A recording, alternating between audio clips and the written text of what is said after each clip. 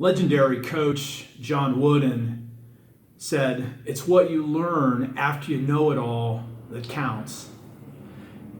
He only worked with the finest high school athletes, so he got the best of the best, but he still had to push each of those athletes to grow into a national championship caliber player. And he did that by teaching a process of steady and continuous growth.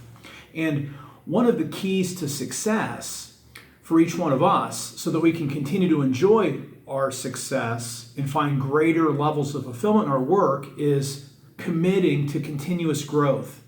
But one of the challenges is our temptation to essentially rest on our laurels, to plateau and stagnate after we taste a little bit of success.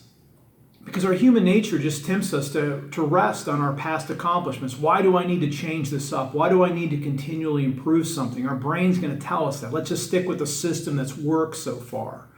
But as we all know, the environment that we live in is rapidly changing, and we're always facing new challenges. And so it's critical that we learn how to continue to grow. You know, there's that old cliche, but it's true, about a professor who still teaches from the same old stale, yellow, faded class lecture notes. That same thing can happen to us. Some of us as business leaders are using the same models that we've used in the past, despite the fact that maybe our market share is dropping. Pastors run into the temptation of just recycling old sermons.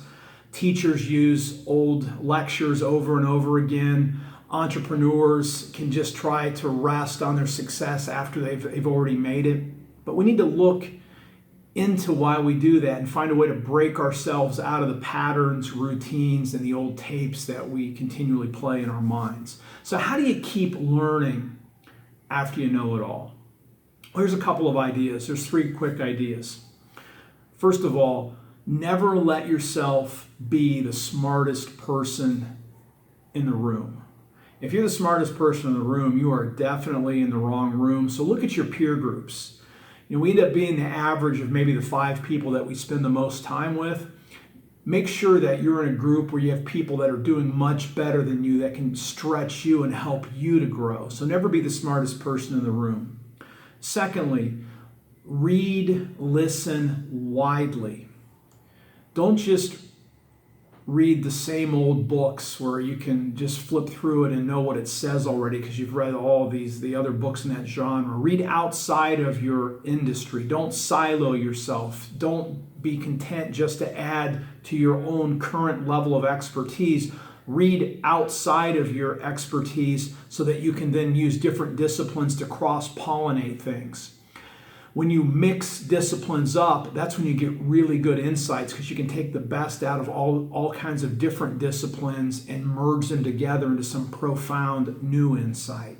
And the last thing, always cultivate curiosity. Stay open. Don't listen to other people for how they agree with you, but learn to be genuinely curious. Ask questions like this: what can I learn here? What do I still need to know? And a scary question, especially if you've been known as an expert, would be this one: what don't I know? Practice lifelong learning, because it's what you learn after you know it all that counts. I agree with John Wooden.